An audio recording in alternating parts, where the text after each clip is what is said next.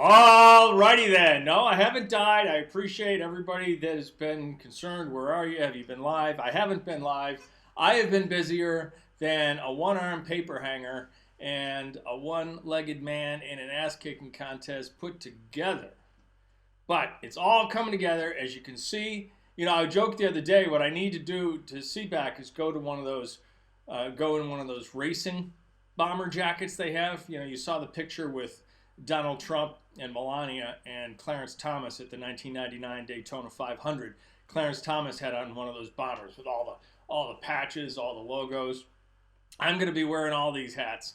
I'm going to be repping Patriot Uprising and, of course, MAGA Institute and Cult 45 with the deplorable and deplorable dude fragrances and products. So, you know, I'll be wearing the deplorable dude shirt, the Patriot Uprising hat. We'll have a MAGA Institute t-shirt on sometimes. And of course, we will be keeping America great. And we've also got a MAGA hat. So we're just going to be wearing all sorts of different stuff. Making a lot of good connections. I hope this is the first time I've ever been to CPAC. I've never been able to justify it before. I've wanted to go for 32 years. I lived down there in 88 and 89 and really wanted to go down. But in 88, we were we were under deadline to get a software package out. Because remember back in the day when you bought software, it came in a really nice box with graphics and everything. And inside was an actual manual in addition to the disc or the little tape cartridge for the disc cartridge, the plastic disc cartridge for downloading the software. Well, I used to write those manuals. So we had a deadline, couldn't go in 88. 89, I was working for a mutual fund and could not justify going down.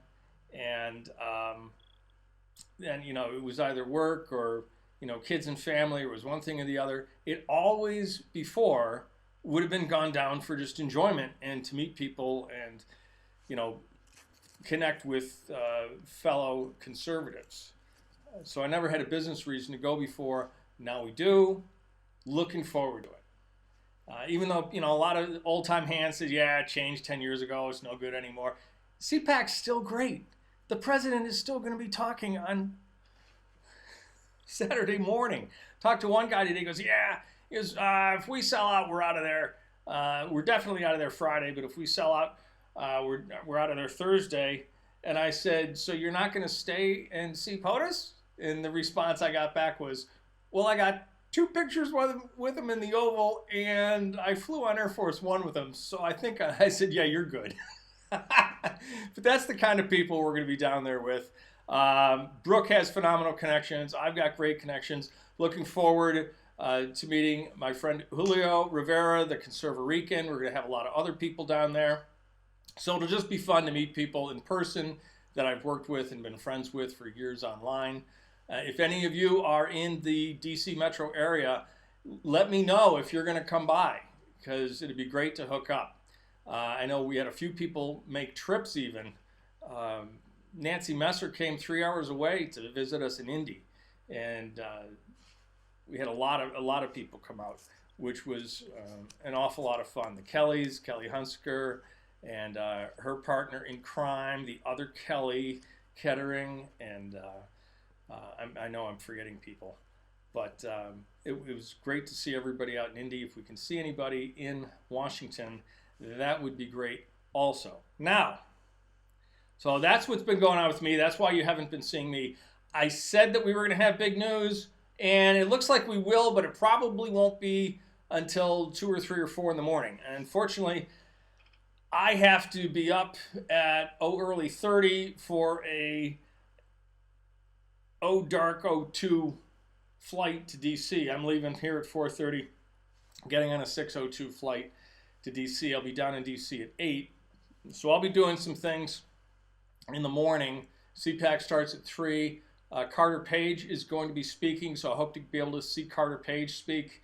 He is, of course, the target of the FISA abuse warrants. Remember why they targeted Carter Page? Because on a FISA warrant, you get 2 hops. You get the 2-hop rule. So not only do you get to survey Carter Page, but you get to survey 1 hop everybody that Carter Page interacted with, text, telephone call, email, And you get the second hop. So if you get Carter Page talking to Donald Trump Jr., who's talking to his father, you're effectively surveilling Donald Trump without Donald Trump knowing about it, because your FISA warrant is against Carter Page. So it'll be fascinating to hear what he has to say. There's going to be a lot of other great speakers. The Vice President's going to be speaking on Thursday. We hope to cover all of these for you live. This broadcast, in fact, is a little bit of a platform test. I'm streaming it both to @MAGA_Institute on Periscope. That is our Twitter account, @MAGA_Institute. So be sure to follow us on Twitter. Be sure to follow us on Periscope. And I'm also streaming this live right now to my Patriot Uprising YouTube channel. So I'm seeing, once this is done, I'll go and I'll make sure that it's on both platforms and I'm able to simulcast like that to both the MAGA Institute Periscope and to the Patriot Uprising YouTube, because that's the way we want to stream. We don't want to have to do multiple broadcasts for different channels. That's the beauty of this Boxcaster that I bought, is we're able to just blast out to a lot of different channels all at once. So that's what's been going on this end. Joe, it's time to go. It's bad enough you tell the good people of New Hampshire that how can you not love a beautiful state like Vermont? I mean, this town, look at it. It's adorable. Yeah, you're in New Hampshire, Joe. You're not in Vermont. And apparently down in South Carolina, Joe's running for Senate. And Joe says, my name is Joe Biden. I'm running for Senate on the Democratic Party ticket. All I ask is you give me a look. If you like what you see, vote for me. If you don't, vote for the other guy. Joe, you essentially just told everybody to vote for the other guy because you don't even know that you're running for president. Tell us what a great job you're going to do for South Carolina in the Senate, Joe. Oh, Joe, it's time to go. Time to go. And then, Harvey, Elizabeth, I'm coming, Elizabeth. It's the big one, Elizabeth. Apparently, the shower rooms at Rikers weren't quite to Harvey Weinstein's liking, because, he had to get out of there on a quick medical. Oh, my heart. It's amazing, though. A guilty conviction could just, it can make the lame walk again. He lost his walker like that all of a sudden. But now he doesn't have the walker. Maybe that's why he had the heart attack, because he doesn't have the walker. He's exerting himself. Couldn't happen to a nicer guy. Roger Stone getting 40 months is ridiculous. They wanted the 7 to 9, which is even more ridiculous, but the 40 months is ridiculous. I think that's going to, I think a whole lot of things are going to come out, because, guys like Andy McCabe weren't even prosecuted, and what they did was 100 times worse than what Stone did. And I was saying, I think Barr's got Durham on it, and then I find out that Durham hasn't even convened a grand jury. Folks, under the Constitution, there is no indictment if there's no grand jury. An indictment can only come from the grand jury. DOJ can't issue indictments on its own. You can't be indicted by the police officers. You got to be indicted by a grand jury. DA can't indict you. The cops can't indict you. Only a grand jury of your peers can indict you. Constitutional protection. Why? Because the British were able to indict willy-nilly. And our founders said, no, that's not what we're going to do. We're going to have a grand jury. No indictment shall issue except on presentment to a grand jury. So, a little bit disappointed, but again, we do not know everything that's going on. I hate waiting. Patience is a virtue. It doesn't happen to be one of my virtues. Not happy to be stuck on the sidelines without the inside skinny on this, looking from the outside in with my nose pressed to the glass, just like you, saying, what's going on out there? Or in there, rather. Meanwhile, we got the Comocrats, and I did come out for Bernie because he promised me free, medium rare, Black Angus bacon cheeseburgers for life. Free. And somebody said, I'm not paying for your cheeseburgers, Timbo. And I said, no, you don't understand. You don't have to pay for my cheeseburgers. My cheeseburgers are free. These are free cheeseburgers I'm getting. Nobody has to pay for it if it's free, right? You know, these people, God love them. I understand if you're a millennial and a Gen Xer and you're screwed demographically. I understand that. I understand the frustration. I was at the tail end of the baby boom. Okay, the baby boomers ruined it for us big time. Housing prices, the whole 9 yards. I understand the frustration. I really do. Looking to the government to solve your problems isn't the answer. I actually red pilled to Bernie Bro last week. And I asked him, I got him with this one simple question. Why would you want the government to have even more control over your life than it already does? We've already seen it. Free healthcare, as we've said all along, we all know this. If it's free and the government's providing it for free, the government can tell you what healthcare you can have and what level, what quality of healthcare you can have. If the government's giving you free food, they can tell you what to have, how much you can have. You know, Democrats are looking to beat this horrible oligarch who's, oh, it's all billionaires, horrible. They're looking to a billionaire oligarch who is sexist, is racist, is a totalitarian. You know, he made the John Silber mistake. People who don't know, John Silber was the president of Boston University, ran for governor in Massachusetts in 1990 against Bill Weld. He handed Bill Weld the election when he said in an interview with Channel 5, look, when you're ripe, it's time to go. Basically meaning, you know, we're not going to give health care to old people. Bloomberg said the same thing. Bloomberg also told a woman, why don't you go kill your baby so you can work longer hours? You know, go have an abortion so you can work longer hours. Why don't you just hire some nanny? Just get some black, quote, some black. She doesn't even have to speak English. Take care of your kid so you can work longer hours. I mean, this is Mike Bloomberg's attitude toward other people. You know, he's had to look up. It's been awfully hard for him to look down on Donald Trump, even though, I mean, Mike's worth probably over 10 times what Donald Trump is worth. Okay, Donald Trump's worth $4 billion, give or take. Mike's worth $40 billion, give or take, maybe even more. So, but he's got a chip on his shoulder because Trump is literally head and shoulders. Mike doesn't quite come up to his shoulders. So Bloomberg thinks he's going to be hip and cool and having snarky billboards that are just plain stupid.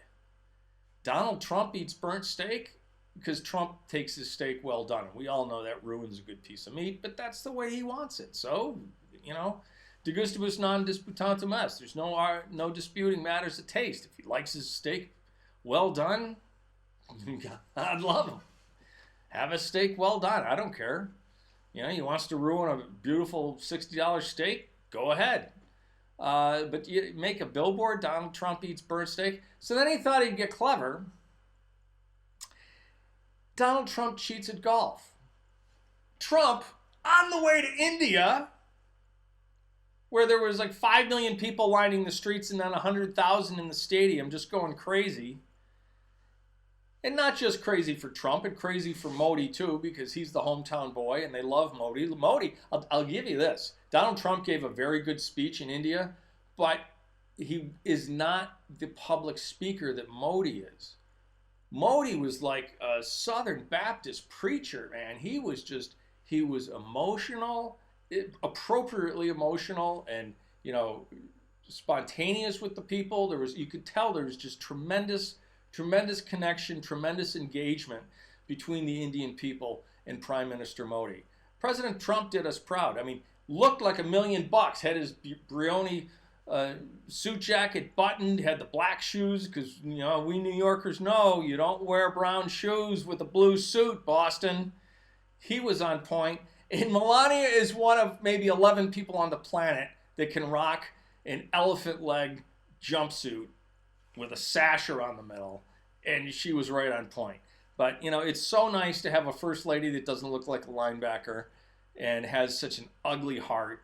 It's so nice to have a president that interacts with world leaders as an equal. It isn't bowing down to them. They're pretty much bowing down to Donald Trump. If not physically, they certainly are in terms of the deals. If you don't think Macron and Angela and Trudeau, remember Trudeau's trip to India? Oh, namaste, namaste. I'm gonna dress in a daikini or whatever they're called. And daikini's African, but he totally went native. It was an embarrassment. All my Canadian friends were like, "Oh, for fuck's sake, can't we get a Donald Trump? Can't we get Brian Mulroney back?" But, the president and the first lady looked amazing at the Taj Mahal. They've done a fantastic job. And why the India trip?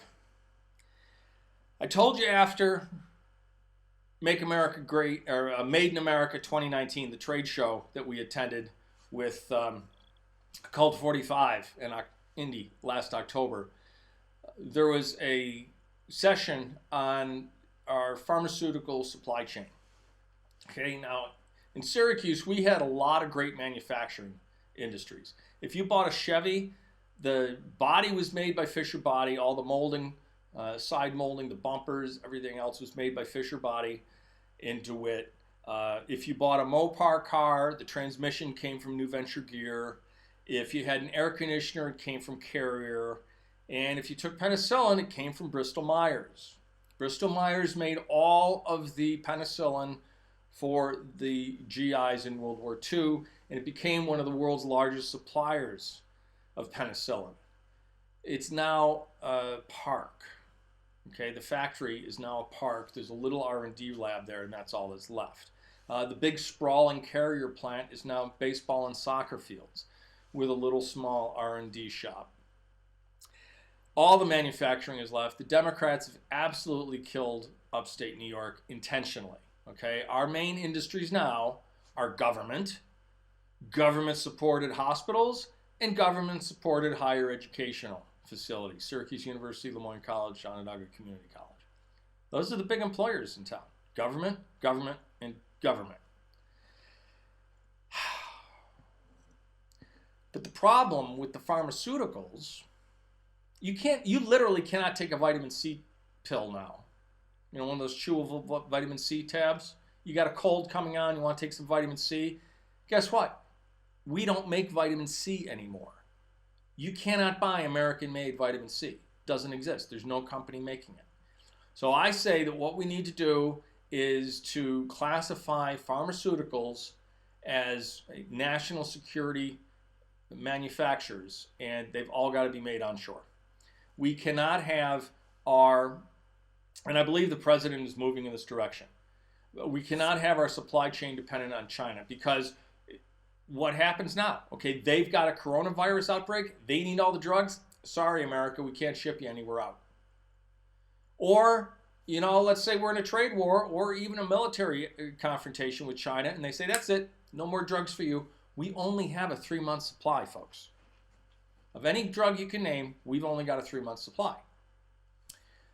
That, I believe, is the real reason for this India trip, for having the Howdy Modi rally in Houston, having Prime Minister Modi to Houston, having the President and First Lady go to India this week, the first foreign trip after the impeachment acquittal, because he is acquitted forever. And I think it's because Indian pharmaceutical companies can tide us over. Okay, if we shift our supply chain from China to India, it's going to be a more stable supply chain, and it is going to give us some cushion should the Chinese cut our supply off until we can rebuild the plants here, because they have to be built from scratch. Bristol Myers, if Bristol Myers gets a big contract from the government to manufacture penicillin with the proviso that it has to be manufactured in the U.S. from U.S.-made precursors, then they literally have to build the plant from the ground up, which is hundreds of millions of dollars to do because of all the reactor vessels you need and all the lab equipment and the testing equipment and you got to hire the chemical engineers. You've got to hire the people to build the plant, to make the, making high volume lab equipment is incredibly costly. You're going to have dye companies starting from scratch to manufacture new dyes, to manufacture the components that are going to go into the new reactors, etc. So it's a big undertaking, can't be done overnight. So I think what the president is doing is he is strengthening our relationship with India so that we can use Indian pharmaceuticals as opposed to Chinese pharmaceuticals. I do disagree with one thing he said in his rally the other night, though. He said generic drugs are just as good as name brand. He said, I like to buy the name brand, a lot of people do, but generic drugs are just as good. Maybe, maybe not. Generic drugs are a crapshoot because they have tested generic drugs, and the efficacy, the purity of them, that it doesn't match up. There's no quality control like with a name brand drug. I strongly suggest if you are taking a medicine that is critical to your health, insist on the name brand. Insist on it. Make your insurance company pay for it, because a lot of times the generic is not just as good. Okay? And that's one thing that we need to make sure, that if we do have generic drugs, that there's sufficient quality control, that we make sure that every pill contains the same amount of active ingredient. Because if not, we're just shooting ourselves in the foot all over again in a different way, just using a different caliber pistol. We're using a 22 instead of a 45. All right, so that's all I've got. Joe doesn't know what office he's running for. He's gone from not knowing what state he's running for. Bernie he's a full-blown communist. Bloomberg is just a walking disaster. Oh, I didn't close the loop. So Bloomberg's billboard is Trump cheats at golf. The president is on his way over to India, and from Air Force One he tweets, Mike Bloomberg cheats at ellipsis mini golf. I mean, perfect troll. It was the perfect troll comeback. Not too wordy, got exactly the message across. Trump cheats at golf, Mike Bloomberg cheats at mini golf. And he didn't say mini Mike cheats at mini golf, because that would have been too obvious. He just said Mike Bloomberg. Mike Bloomberg, and he tagged him at Michael Bloomberg cheats at mini golf. It was a beautiful thing. All right, we're going to be doing a lot of broadcasts from the phones, on the floor. I'm going to be bringing down the laptop with the Boxcaster, so hopefully Brooke and I will be able to do some interviews on both of the channels. I'm going to hop off now, make sure it's streamed to both platforms. I was hoping to get the website up. I was hoping to come on and tell you the website's live, but it is going to be live by tomorrow. That I've been assured of that. So pretty soon you can go, and the website is very simply MAGAinstitute.com. And remember, what our MAGA stands for is Make America Great Always. All right, that's all I've got. Until tomorrow, God bless you. God bless these United States. Keep fighting the good fight.